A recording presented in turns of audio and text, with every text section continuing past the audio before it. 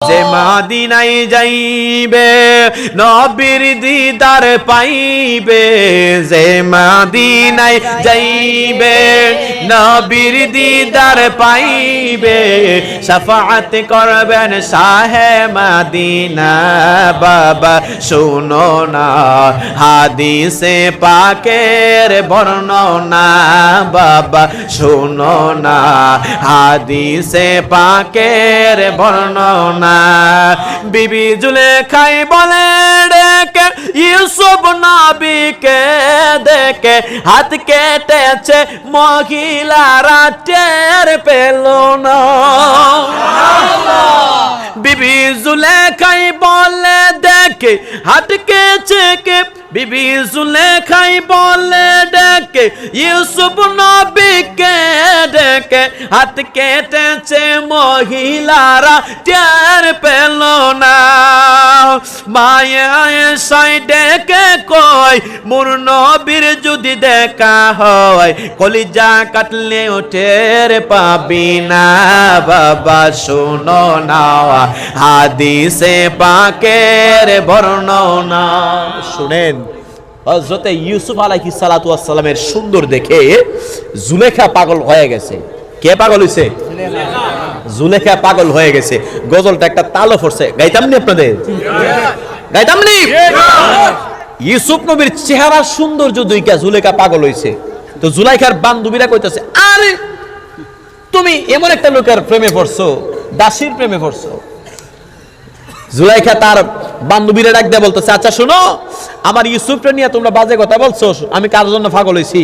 বান্ধবীদের হাতে ছুরি দিছে, আর এক হাতে আপেল দিছে, কমলা দিছে, লেবু দিছে, দিয়া বলতেছে আমার জুলেখা আমার ইউসুফ এদিক দিয়ে আসবে, তোমরা যখন আসবে তোমরা ফল কাটবা, হাতের মধ্যে দিয়ে কি কাটবা? ফল কাটবা। এমন ভাবে সুন্দর করে বসাইছে, দুনো দিক দিয়ে দুই মেহমানদেরকে বসাইছে, জুলাইখার বান্ধবীদেরকে। আর ইউসুফ যখন এমন ভাবে আসছে, আসার সময় ইউসুফের সৌন্দর্য দেখা তাদের হাত দিয়ে বলছেন যে কাটার জন্য, তারা ফল কাটতে যাইয়া এক একজনের আঙ্গুল কাটছে, কবজি কাটছে, কারো এন পর্যন্ত কাইটা লাইছে, হেরা টিয়ার ওই পাইছে না। আর একটু জোরসে বলেন না সুবহানাল্লাহ। আমার নবীর চাইতে ইউসুফ নবীর চাইতে আমার নবীর সুন্দর কম না বেশি? আর একটু আস্তে বলুন, কম না বেশি? এই জন্য এটা একটু রেকর্ড হবে আর কি, এটা আবার ইউটিউবে যাবে। এই জন্য আমি নাতে রাসূলটা শুরু থেকে বলতেছি, যদি পারেন সুন্দর সুন্দর করে একটু বলবেন। নাতে রাসূল বলা সাহাবায়ে কেরামের সুন্নত। সাহাবীর নাম হচ্ছে হাসান বিন সাবিত রাদিয়াল্লাহু তাআলা আনহু। তিনি নাতে রাসূল পড়তেন, আর নাতে রাসূল শোনা আমার রাসূলের সুন্নত। সুবহানাল্লাহ। যে মদিনায় যাইবে নবীর দিদার পাইবে, শাফাআত করবে শাহে মদিনা। বাবা শোনো না হাদিসে পাকের বর্ণনা, বাবা শোনো না হাদিসে পাকের বর্ণনা। বিবি জুলেখাই বলে ডেকে ইউসুফ নবীকে দেখে হাত কেটেছেন মহিলারা টের পেল না।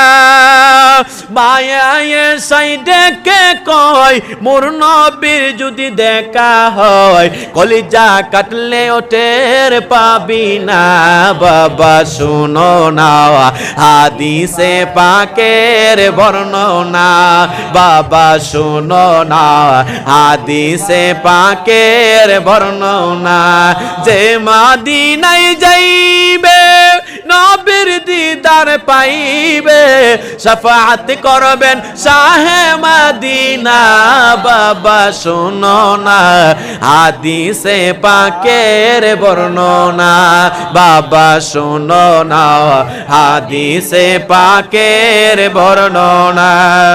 সিদ্দিকী আকবরের দাবি দেখবি যদি একবার নবী জীবনে আর জ্বালা থাকবে না।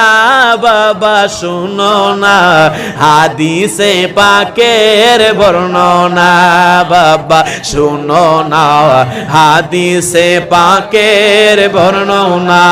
যে মদিনায় যাইবে নবীর দিদার দিদার পাইবে, শাফাআত করবে শাহে মদিনা। বাবা শোনো না হাদিসে পাকের বর্ণনা, বাবা শোনো না হাদিসে পাকের বর্ণনা। আবু বকর অবশেষে জায়গা পাইল নবীর পাশে, সুবহানাল্লাহ বলেন। আবু বকর অবশেষে জায়গা পাইল নবীর পাশে, আনন্দের আর সীমা রইল না। বাবা শোনো না হাদিসে পাকের বর্ণনা, বাবা শোনো না হাদিসে পাকের বর্ণনা। যে মদিনায় যাইবে নবীর দিদার পাইবে, শাফাআত করবে শাহে মদিনা। বাবা শোনো না হাদিসে পাকের বর্ণনা, বাবা শোনো না হাদিসে পাকের বর্ণনা। একটা জবানও বন্ধ রাখবেন না, সকলে আওয়াজ করে বলুন না সুবহানাল্লাহ।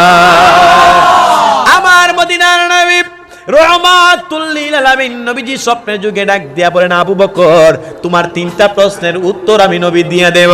আবু বকর ডাক দিয়া বলেন, ইয়া রাসূলুল্লাহ ইয়া হাবিবাল্লাহ, ও মায়ার নবী দয়ার নবীর প্রশ্নগুলো আমার কেমন কেমন জানে মনের ভিতরে আর জায়গা হইতেছে না, আপনাদের উত্তর জানা দরকার আছে নি। লোকটা কোন কারণের আমলে এই আজকের এই পরিবর্তন জানা দরকার আছে কিনা নাই?